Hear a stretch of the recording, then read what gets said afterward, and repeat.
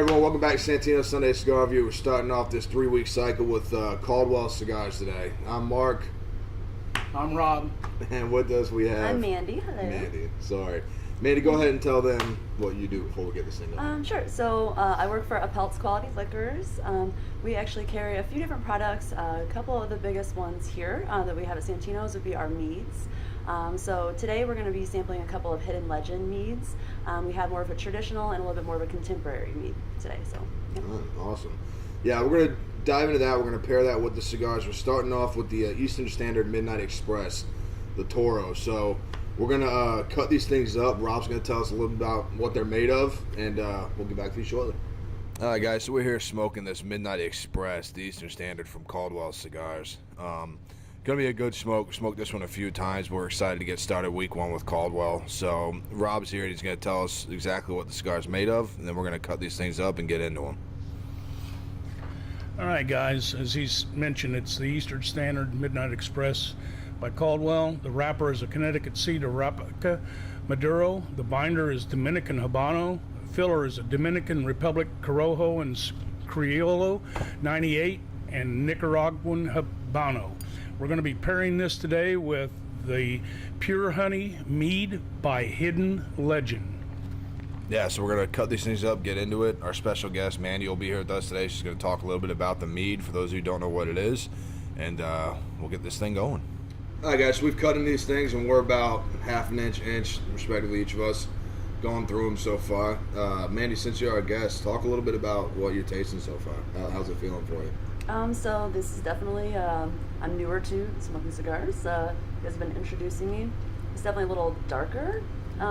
The darkness of it kind of gives me excitement for trying these meads. I feel like the flavor pairing is going to be really nice. It's got that warm, kind of like a warm flavor to it. Almost, I don't know, I don't really know the good flavor words for cigars, but like, we don't I know use it's it. like, is there flavor words like Yeah. with wine and stuff like that? Yeah, it's what you taste. We try to stay away Yeah. from all those generic. Okay. It tastes like earth and what Yeah. it tastes like. It just tastes like tastes cotton warm. candy. It tastes, tastes yeah. like cotton candy. It tastes just warm to me. I like it. All right, good. Baxter?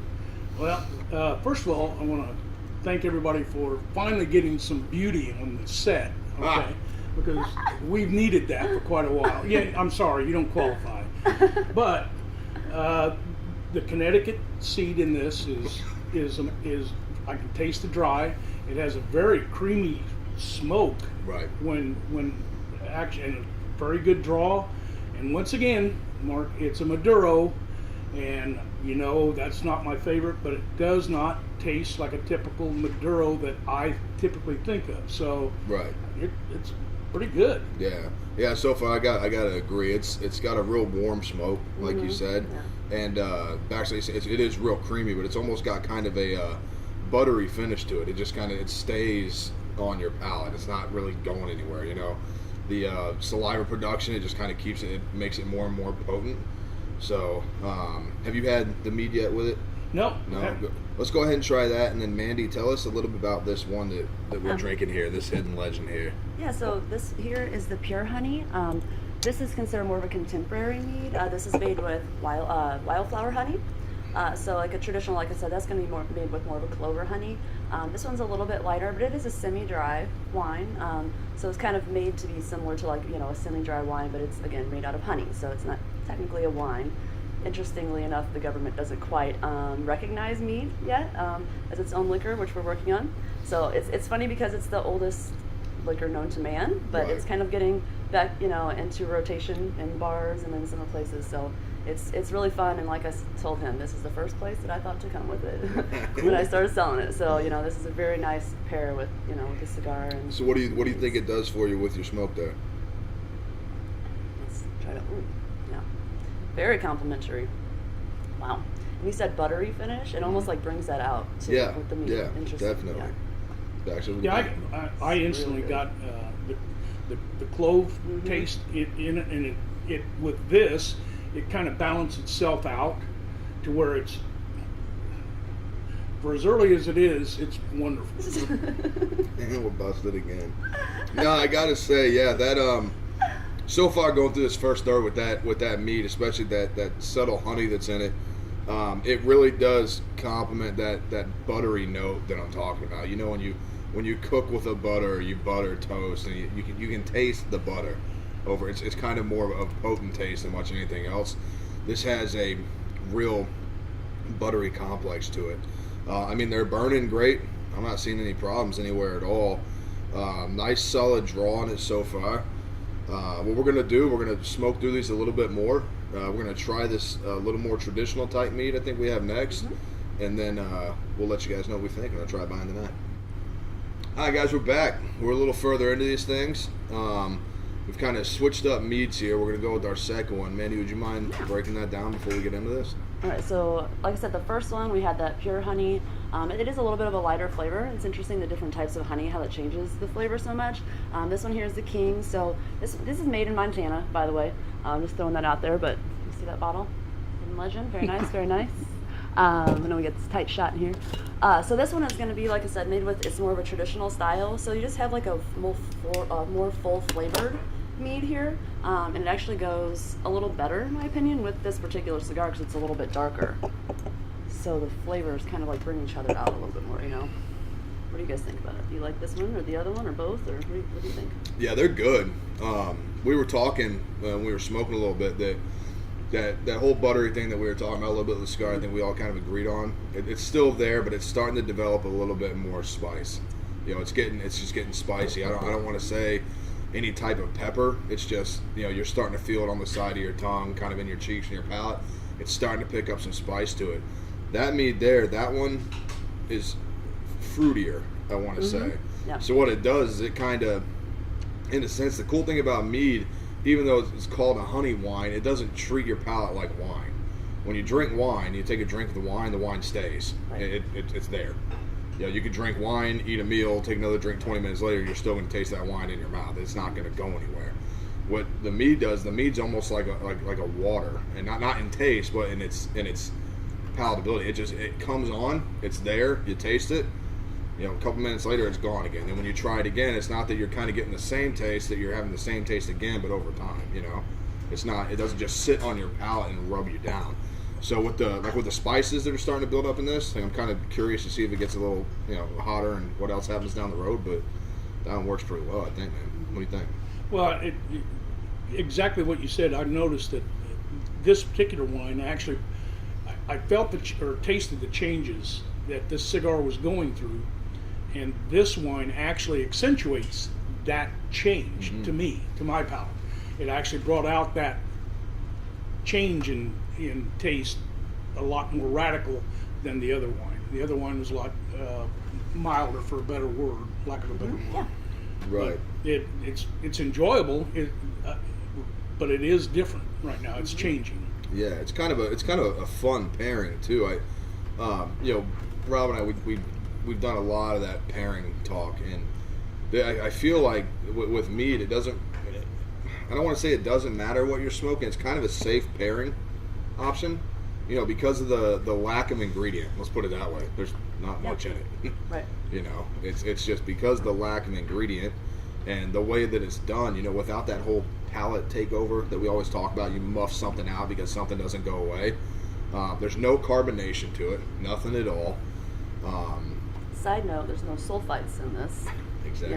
No sulfites. Yeah. Right. It's just very pure. It's just a very pure drink, you know. And so that's why, you know, it's much softer on your palate. It doesn't linger in the same kind of ways, you know. I think that it's really. You know, nice. being softer brings up. What's the actual cost of not only the cigars but the mead? So the Midnight Express here goes at $10.50 a stick. That's for the Toro size. The mead is poured by the glass at $6, and we do the bottles at $21 a bottle. So it's a real. I think Mandy can kind of dive in this a little more. Like, it's a real comfortable drink to have. It's not like it's kind of the perfect balance, I think, between if you're not a wine person, but you don't want to drink beer, and you're not really in the mood for a spirit. Right. Drink the mead. Right. You know, the mead's got some more like fruity, semi-floral stuff to it, but again, it's not heavy.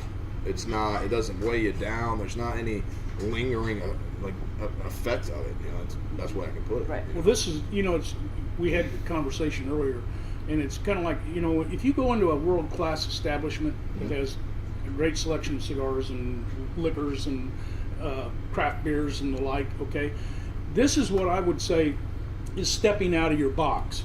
Okay, this is something that you might want to try, just simply because to find out if you really like it. And it's obviously it's not truly that expensive to try. This is a great thing to keep in the back of your head. Right, and it's cool, like we said, like with the Midnight Express. If you're not familiar with Caldwell cigars, they've been growing. They've been getting bigger and bigger and bigger, and it excited me when I was able to bring them into the shop.